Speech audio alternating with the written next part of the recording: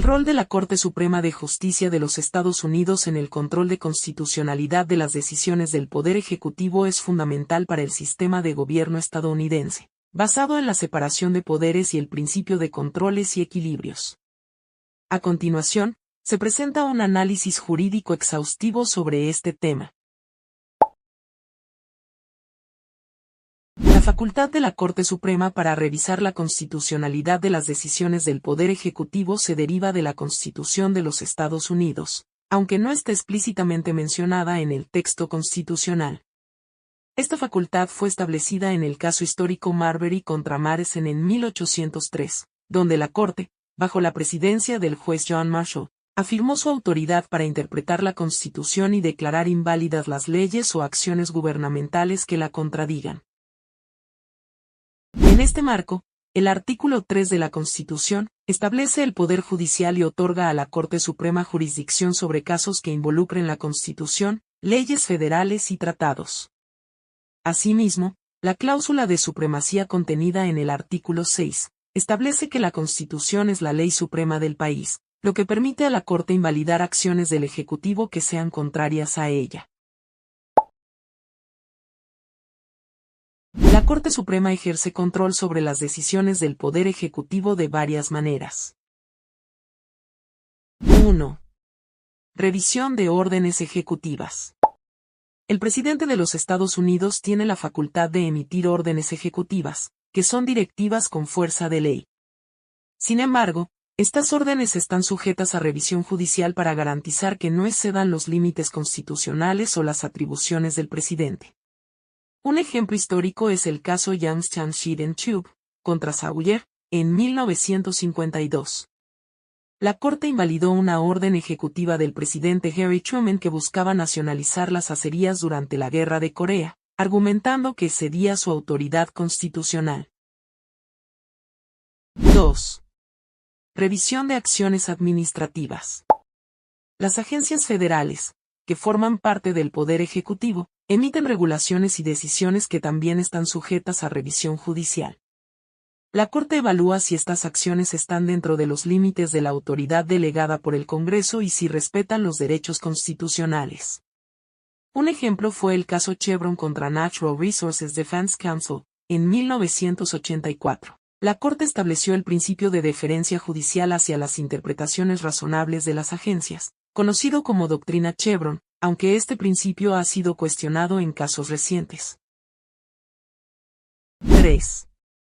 Revisión de tratados y acuerdos internacionales. El presidente tiene la facultad de negociar tratados, pero estos deben ser ratificados por el Senado. La Corte puede revisar si los tratados o acuerdos internacionales cumplen con los requisitos constitucionales. Así, en el caso Missouri contra Holland, en 1920, la Corte confirmó que los tratados internacionales pueden ampliar las facultades del gobierno federal, siempre que no violen derechos constitucionales. 4. Revisión de poderes de emergencia.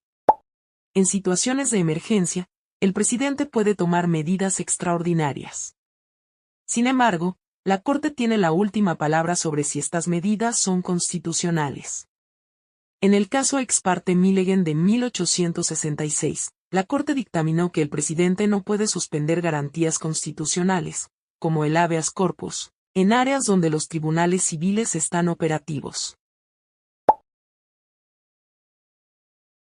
Aunque la Corte Suprema tiene un papel crucial en el control de constitucionalidad, su autoridad no es absoluta.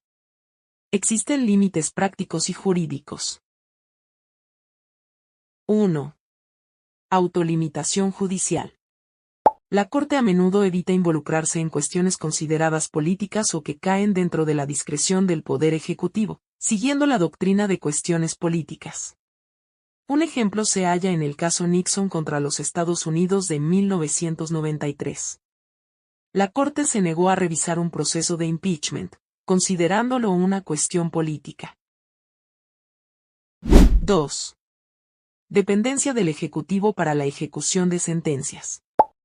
La Corte carece de medios directos para hacer cumplir sus decisiones. Depende del Poder Ejecutivo para implementar sus fallos, lo que puede limitar su efectividad en casos de resistencia presidencial. En el caso Worcester contra Georgia de 1832, el presidente Andrew Jackson ignoró una decisión de la Corte que protegía los derechos de las tribus nativas americanas. 3. Cambios en la composición de la Corte. La interpretación constitucional puede variar según la composición ideológica de la Corte, lo que afecta su enfoque hacia las acciones del Ejecutivo. El año 2019, el caso Trump contra Hawaii, la Corte validó una orden ejecutiva que restringía la entrada de ciudadanos de varios países de mayoría musulmana, mostrando deferencia hacia el Ejecutivo en temas de seguridad nacional. El control de constitucionalidad ejercido por la Corte Suprema es esencial para mantener el equilibrio entre los poderes y proteger los derechos individuales. Sin embargo, también genera tensiones, especialmente cuando la Corte invalida acciones presidenciales o cuando sus decisiones son percibidas como partidistas. En el caso United States contra Nixon de 1974, la Corte ordenó al presidente Richard Nixon entregar las cintas del caso Watergate, reafirmando que ni siquiera el presidente está por encima de la ley. La Corte Suprema de los Estados Unidos desempeña un papel vital en el control de constitucionalidad de las decisiones del Poder Ejecutivo, asegurando que éstas se ajusten a los principios constitucionales y respeten los derechos fundamentales. Aunque su autoridad no es absoluta y enfrenta límites prácticos, su labor es esencial para mantener el equilibrio de poderes y la supremacía de la Constitución. En un contexto de creciente polarización política, el rol de la Corte sigue siendo objeto de debate y escrutinio, lo que subraya su importancia en el sistema democrático estadounidense.